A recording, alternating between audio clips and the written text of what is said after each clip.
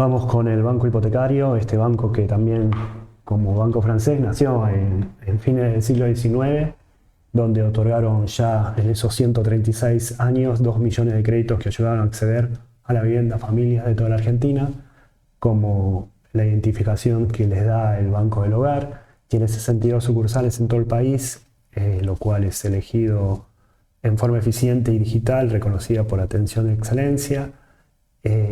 La composición accionaria, una cosa antes, algo con respecto a la transformación digital, acá hay una reducción que después lo puse en la reseña, que se ahorran 90 días en todo el trámite burocrático que se hacía para obtener un crédito hipotecario. Es decir, esos 90 días es el ahorro de decirle si usted está apto o no. Esto se puede ver en un video que lo voy a mostrar porque dura bastante para el alcance de este resumen. Banco hipotecario tiene, el Banco Nación tiene 49,99% del capital accionario, es decir, el Estado.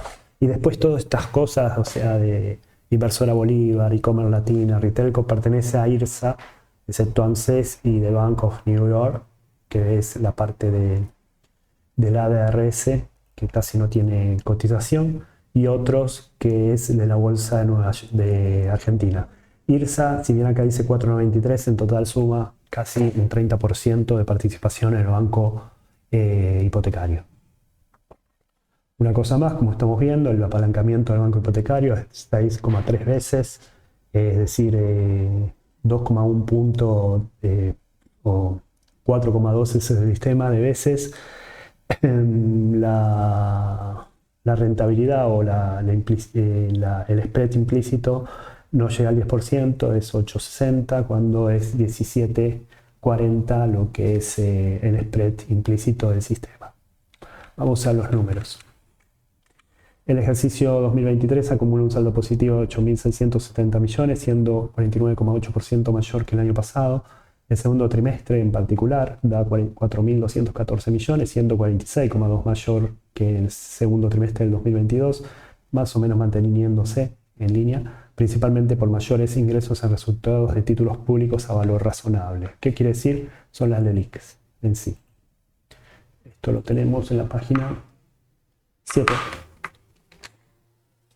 donde hay una diferencia de 22.000 millones o 21.500 millones de respecto al resultado de medición de instrumentos financieros, es 73.316 millones, a diferencia de los otros bancos, es que las LELIQ no la incluyeron acá dentro de los ingresos por intereses de ajuste, por lo cual los resultados por intereses, netos de intereses le dio negativo en 6 veces más o 5 veces y media más que el año pasado.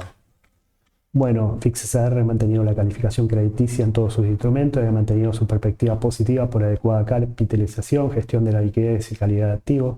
La sociedad ha invertido en transformación digital, como dije, dándole énfasis a la requisición de préstamos hipotecarios, reduciendo trámites burocráticos hasta 90 días y dando una respuesta mucho más pronta de lo que era sin el manejo digital. De hecho, cruzan datos con argentina.gov.ar y demás. Yendo acá, viendo todo es adecuado a capitalización, adecuada a nivel de gestión de riqueza, adecuada calidad de activos. Adecuada capitalización es que el ratio de capital le da mucho más de lo que le daba hace unos años, que era menos del 10%, es 15,3%. Adecuada gestión de liquidez es por los activos líquidos que cubren el 77,1% de la posición pasiva. Adecuada calidad de activos es que la cartera irregular es muy menor a lo que era hace en marzo del 2022. Eso era porque tenía Vicentín de por medio, ¿eh? Eso ya se licuó. El margen de intermediación financiera bruta por intereses y ajustes da un negativo de 18.487 millones. Como dije anteriormente, el año pasado era 5 veces menos que este año. 3.798 millones negativo. En ingresos por intereses tenemos pases de activos que tienen vencimiento entre 1 y 7 días, que tienen una tasa mucho menor a a la tasa de referencia, y esto en volumen, subirá en volumen, pero en montos el cobre de intereses suben 279,2%.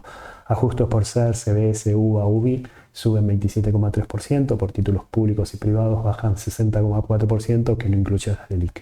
En egreso por intereses se destacan cuentas corrientes, aumentando 257,3%, esto por desarme también de algunas cuentas corrientes, y plazos fijos que suben un 25,7%.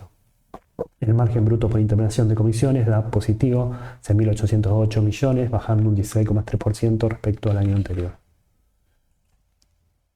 Esto lo podemos ver en la página 47, donde tenemos la suba de pases es inmensa, alrededor de 62.000 millones, 52.000 millones, un poco más, y lo que baja es títulos públicos y privados en 12.000 millones. Lo que es egresos por intereses, tenemos la suba de intereses por cuenta corriente, el déficit del pago de 52.000 millones, y comisiones por tarjeta, en lo que es comisiones, bajan 1.500 millones. Los resultados por instrumentos financieros acumulan 73.316 millones, un 41,5% mayor que el 2022 por resultado de títulos públicos o LELIQ. Sobre todo, el resultado de diferencia de cotización de moneda extranjera es un déficit de 852 millones, bajando el déficit un 23%, pero siguiendo con el déficit. Otros ingresos de gastos y gastos operativos dan un déficit de 1.402 millones. El año pasado un déficit de 8.685 millones, y esto no tiene nada que ver con un instrumento financiero, sino por un edificio de Del Plata que queda ahí en el microcentro, que bueno, al querer reconstruir o revalorizar el centro en sí como un lugar de paseo y de mayor valor, e incluso de viviendas, este edificio se revalorizó o tiene una brecha positiva respecto al año pasado de 9.560 millones. El RECAM da un negativo de 19.021 millones, cuya brecha negativa es de 14.602 millones. Viendo la brecha negativa del RECAM, empezando por eso, en la página 7 tenemos un RECAM que hoy día es 19.020 millones negativo contra 4.417 millones del año pasado en déficit.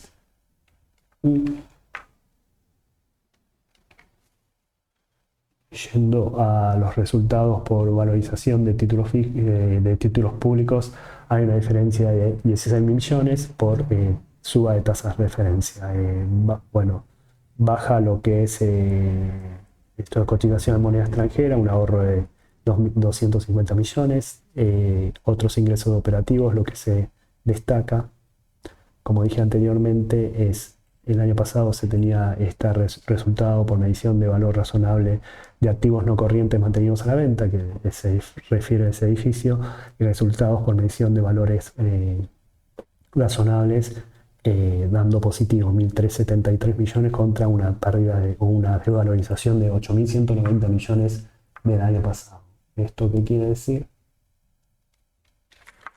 Si la tengo acá, acá está la evaluación hoy es de 13.743 millones contra, haciendo esto menos esto, de 12.370 millones a diciembre del 2022, nos da esos 1.300 y pico. El cargo por incobrabilidad es de 1.193 millones, un 54,7% menor al año pasado. Los préstamos en situación irregular forman parte del 2,7% del total, el año pasado era el 4,2%. Desde el sector comercial, por el agro y por Vicentín, que era la empresa que no estaba pagando, que ya se licuó, se resaltó un pago de deuda en el 2020, se resalta el pago de deuda en 2023, que llegó la ratio de situación irregular de 7,6 a 2,9. La ratio de cobertura la cubren totalmente. El año pasado el 82,3% de las carteras en situaciones dudosas, y los ratios de cobertura ahora lo cubre todo. Yendo a resumen, tenemos lo siguiente. En la página 9 pasa de 2,7 lo que es el consolidado desde 4,2, por el 7,6 que teníamos por el acro, que pasa de cartera regular de 4.177 millones a 1.307 millones, y el consumo más o menos se mantiene. Lo que es las previsiones pasa de 82,3% a 113, la cobertura a 113,3%. Los gastos de administración son de 7.026 millones y se ahorra un 7,3%. Los beneficios del personal suman 16.880 millones y baja 5,2%, donde indemnizaciones y gratificaciones bajaron un 8,1%.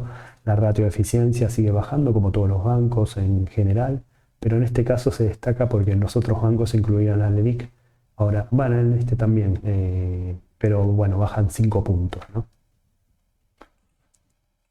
Que son los gastos, los márgenes, los resultados por intereses sobre los gastos sobre resultados por intereses. Esto es balance 50. Bueno, acá tenemos los honorarios y todo eso que por servicios que bajan 400 millones y las indemnizaciones y gratificaciones, así como los sueldos que bajan 500 millones, indemnizaciones también bajan 400 millones. Los préstamos arrojan 101.200 millones, una caída del 26,9%. Los préstamos para el consumo son 42,1%, impulsado por tarjeta de crédito que bajan 34,3%. Comerciales son 33,8%. El resto es hipotecarios que bajan un 15,6%. Los depósitos son el 96,8% del fondeo y suman 497.700 millones, bajando un 25,7% anual. Es decir, hay una caída en general tanto de depósitos como en préstamos. Por eso, bueno, hay un piso increíble. Los préstamos y depósitos son, o sea, por cada préstamo hay más de 5 depósitos, o por cada peso de un préstamo hay 5 pesos en depósito. El año pasado era menos de 4.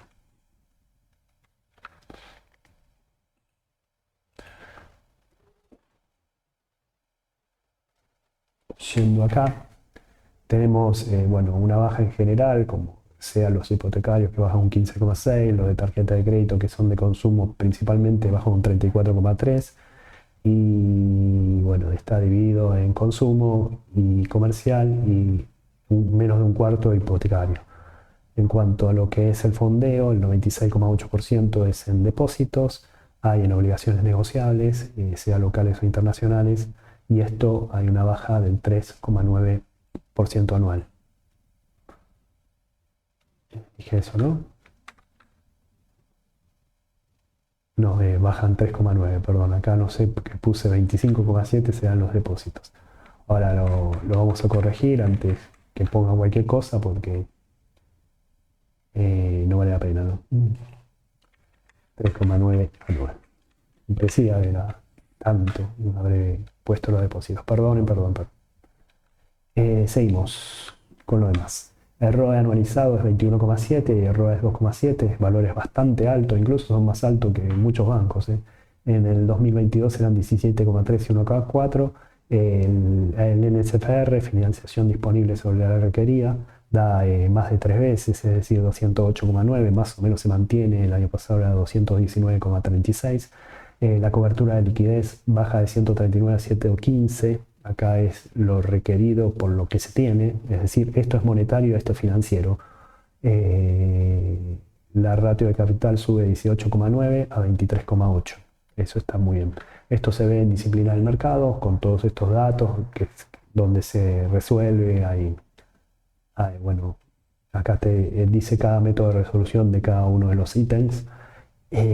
Bueno, lo que dije acá, la liquidez es lo que se tiene monetariamente por lo que se tiene que salir. Esto es un 115%, es decir, si esto baja, estamos en problemas.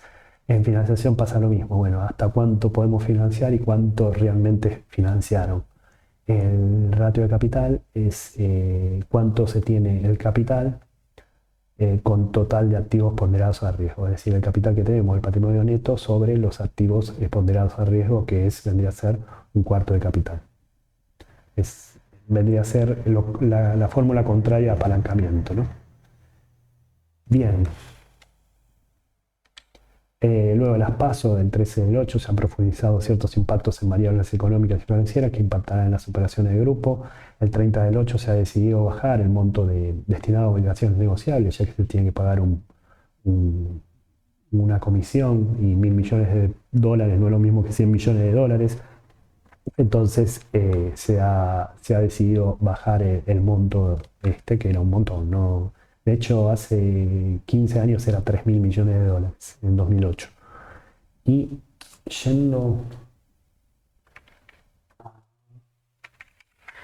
a esto, lo que ocurrió el 13 de agosto, se ha profundizado ciertos impactos en algunas variables económicas y financieras, como la devaluación del 20% del peso, el aumento de tasas de interés y un aumento de precios por aceleración de la inflación y volatilidad de los valores de títulos de acciones. Estas situaciones impactan las operaciones del grupo y asimismo afectan la estimación de pérdidas crediticias y la evaluación de los instrumentos de deudas de cada sector. Veremos esto, es decir, toda la ganancia que tenía la LIC se va un poco a licuar y no va a ser tanta como la que tuvimos en este segundo trimestre, donde tenemos tasas de referencia más altas que la inflación a valor efectivo. Y el programa de obligaciones negociables que se decidió el 30 de agosto, recién se ha hecho una reunión así, con toda esta gente, baja de 1.000 millones a 100 millones de dólares. Bueno, los activos líquidos son 98,3%, el año pasado 91,7%, la solvencia se mantiene en 0,14, el valor del libro es 56,2, la cotización está más baja que el valor del libro, 44,6, la capitalización es 66.900 millones, la ganancia por acción es 5,79, el PER promediado se mantiene entre los 5, más 5,20, 4,80, está bien. Esto puede llegar a bajar un poco más, pero no está mal seguir con esta. Nos vemos.